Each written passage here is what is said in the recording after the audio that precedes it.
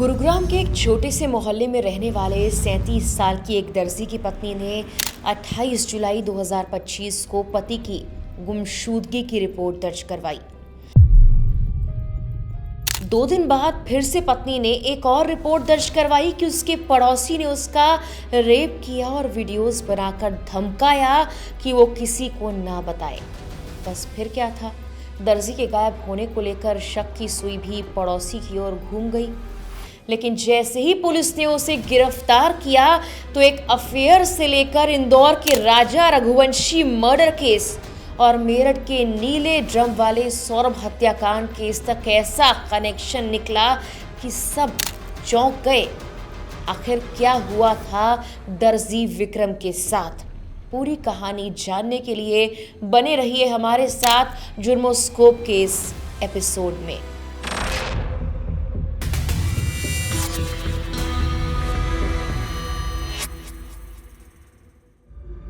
साल 2010 की बात है, जब बिहार के नवादा में 20 साल की सोनी और 22 साल के विक्रम की शादी हुई। शादी के कुछ वक्त बाद विक्रम गुरुग्राम आ गया। यहाँ उसने काम की तलाश शुरू की। सोनी गांव में थी, लेकिन 2012 में उनकी पहली संतान हुई तो सोनी भी विक्रम के साथ गुरुग्राम आकर बस गई।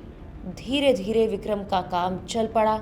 वो काम में बिजी रहता। सोनी अक्सर बच्चों के साथ घर पर रहती, मानो एक खुशहाल परिवार हो। लेकिन साल 2023 की बात है, जब एक 34 साल का आदमी उसी इलाके में विक्रम के बगल वाले कमरे में किराए पर रहना शुरू करता है। रविंद्र नाम का ये व्यक्ति मेरठ का रहने वाला था। वो अपनी पत्नी से हाल ही में अलग हुआ था, तो बच्चों को लेकर वो भी यहाँ पर शिफ्ट हो गया। विक्रम और रविंद्र दोनों का कमरा एक ही छत की ओर खुलता। दोनों के बच्चों में जल्द दोस्ती भी हो गई।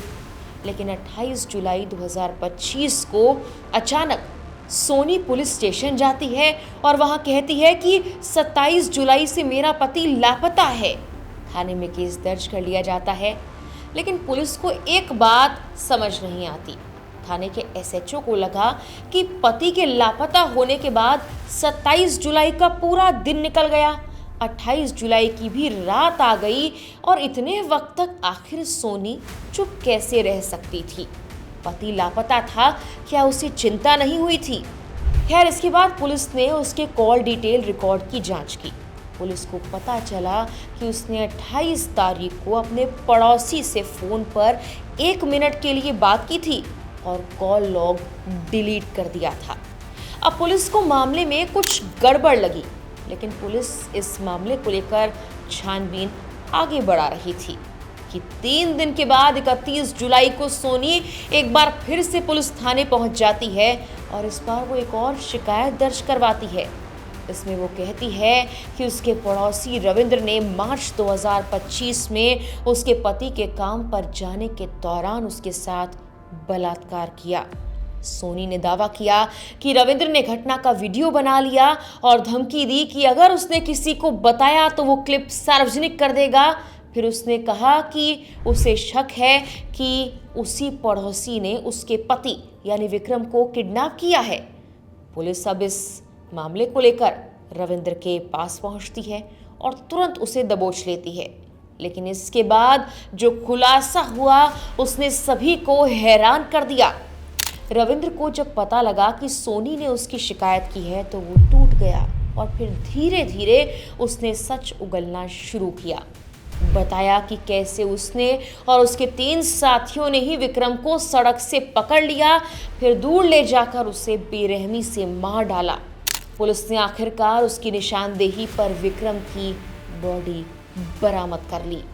लेकिन जब पुलिस ने रविंद्र से इस हत्या की वजह के बारे में सवाल किया तो उसने कहा कि मैंने शिलोंग में राजा रघुवंशी की हत्या और मेरठ सौरभ हत्या वाली वीडियोस देखी थी और सब कुछ प्लान किया था ताकि कोई गलती ना हो कि हम पकड़े जाएं।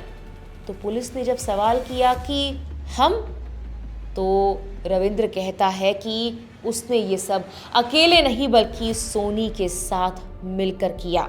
विक्रम की पत्नी के साथ मिलकर उसे मार डाला। रविंद्र ने कहा, जब वो गुरुग्राम शिफ्ट हुआ था उसके बाद से ही उसका और सोनी का मिलना जुलना लगा रहता था। 2024 की शुरुआत में दोनों के बीच प्रेम प्रसंग पनप गया। दिन में उन्हें परेशान करने वाला कोई नहीं था। दोनों अक्सर छत पर बैठा करते। बच्चे स्कूल जाते और विक्रम सुबह 9 बजे से रात 9 बजे तक अपनी फैक्ट्री में रहता। आसपास कोई नहीं होता, इसीलिए उनको एक साथ वक्त बिताने का बहुत सारा टाइम मिल जाता। उनका एक दूसरे के कमरों में आना जाना बढ़ता गया, लेकिन उनका ये रोमांस सिर्फ छत तक सीमित नहीं रहा। जब जब मुमकिन हुआ वो दोनों कभी कभी बाहर भी निकल जाते। लेकिन मार्च 2025 की बात है, जब एक पड़ोसी ने इन दोनों को साथ में देख लिया और इनके प्राइवेट मोमेंट्स का वीडियो भी बना लिया। 4 महीने बाद चीजें बिगड़ने लगी। 25 जुलाई को सोनी की बेटी ने पड़ोसी का फोन देखते हुए वो वीडियो भी अचानक से देख लिया। उसी शाम उसने अपने पिता विक्रम को बता दिया कि आखिर उसने अपनी मां को क्या करते हुए देखा। घबराई हुई सोनी वहां मौजूद थी। उसने तुरंत अपने पड़ोसी प्रेमी को मैसेज भेजा कि उसका अफेयर एक्सपोज हो गया है। पति ने पत्नी से उस रात क्या बात की या अगली सुबह कोई बहस हुई या झगड़ा हुआ, ये किसी को पता नहीं लगा, क्योंकि विक्रम बहुत शांत स्वभाव का था। हालांकि अगली सुबह वो घर से बाहर जरूर निकला और रोज की तरह अपने काम पर चला गया। लेकिन उसी दिन सोनी और रविंद्र ने ये ठान लिया था कि वो अब कुछ भी करेंगे। दोनों ने मिलकर विक्रम को मारने की प्लानिंग की। प्लान के मुताबिक आरोपी रविंद्र ने अपने दोस्तों के साथ विक्रम की हत्या की और उसे दूर जाकर दफना दिया। इस पूरे घटनाक्रम के दौरान सोनी फोन पर रविंद्र के कांटेक्ट में थी। पुलिस को गुमराह करने के लिए उसने सबसे पहले 28 जुलाई को अपने पति की गुमशुदगी की रिपोर्ट दर्ज करवाई थी, जबकि महिला को पता था कि उसके पति की तो 26 जुलाई को ही हत्या कर दी गई थी और शव को दफना भी दिया गया था।